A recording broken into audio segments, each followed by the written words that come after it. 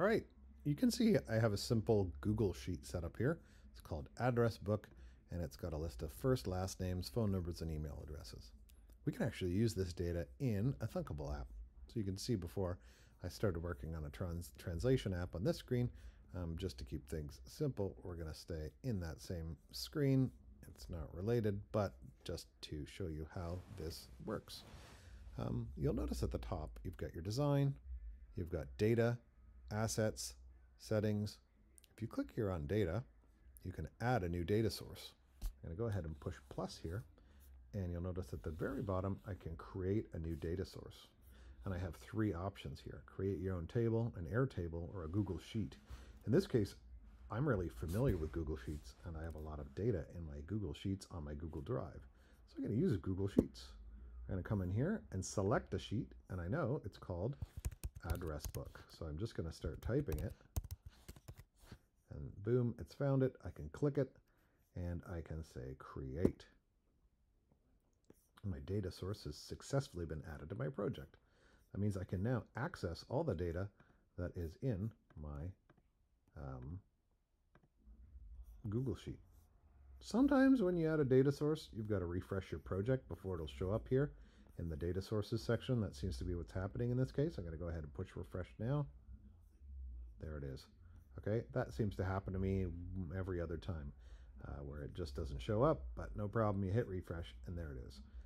Okay, so what do we want to do with this data source we just added? Well, I'm going to go back into my design here. I'm going to come down, and there's something that's perfect for looking at your data as a list, and it's this data viewer list object. So I'm going to drag that in. I'm going to make it a little wider here. And when you put it in, you give it a name. So right now it's called data viewer list 1. I'll call it data viewer list address.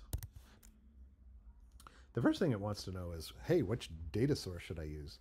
And if I click that, right now I've only added one data source to this project. It's our Google Sheet address book. I'm going to go ahead and click that. And then it wants me to assign what should appear as the title and what should appear as the subtitle. So it's looking in sheet 1. Let's check to make sure that's right. Yep, sheet 1 in my spreadsheet looks right.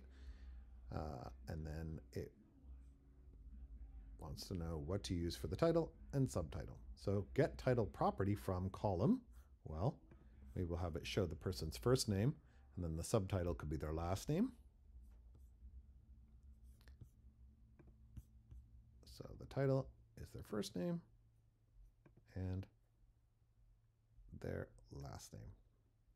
There we go. And now you can see it's bringing this information in. There's some different types of properties you can set on this data list viewer, including its size and location, all that kind of stuff. Let's see what this looks like in the app. I come in here, I can scroll up and down on this as I scroll. I can click these items as well.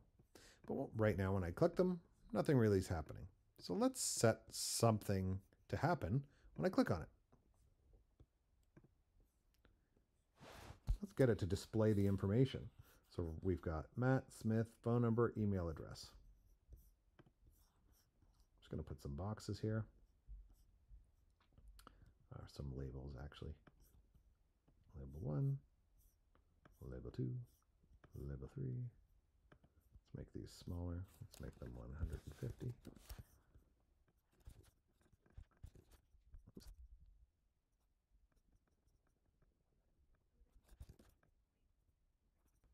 Another label. So we've got first name, last name, and phone number and email address. So let's get this one, this one, 150. Let's make this one permanently say phone number. This one permanently say email address. And this one will be F name. So the person's first name will appear there, and their last name will appear here. And then we'll have their phone number actually appear here, and their email address actually appear here. So we need a couple more labels. call this label, instead of label 6, we'll call it label phone. Call this one label email. That way we'll know where to put the information. All right, so what do we want to do?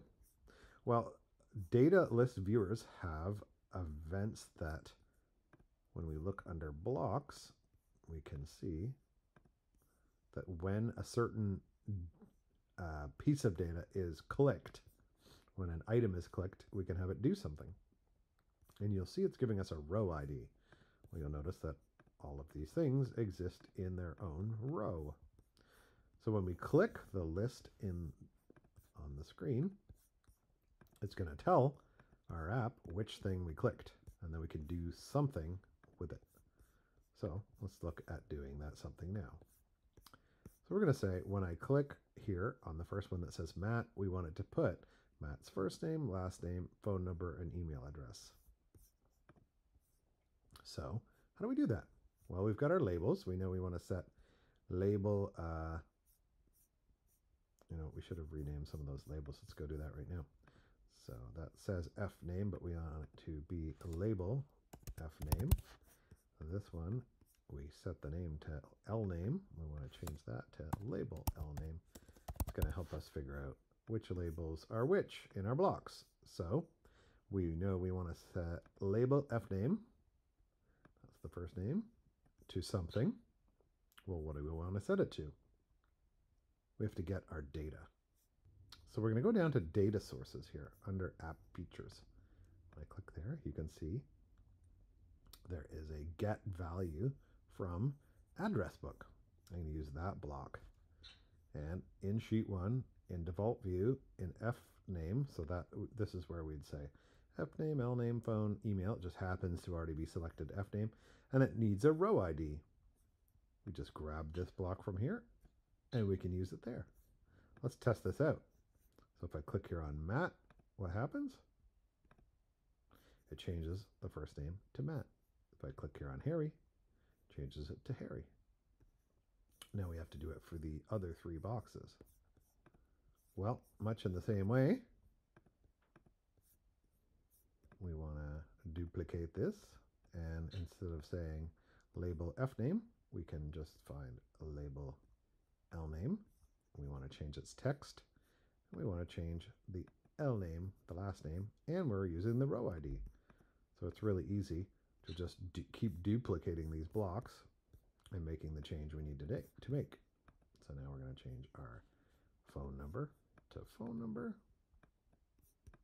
duplicate one last time, and change our label email to the email from the data source using the row ID.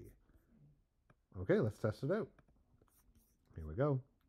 Click on Robert, pulls it all over. Click on Tate, pulls it all over too. You can see it pops in sort of one at a time. It's not instant, but it's pretty cool. Steve. There we go. So that's how you can put data from a spreadsheet in a list and then get that data back out on your Thunkable project.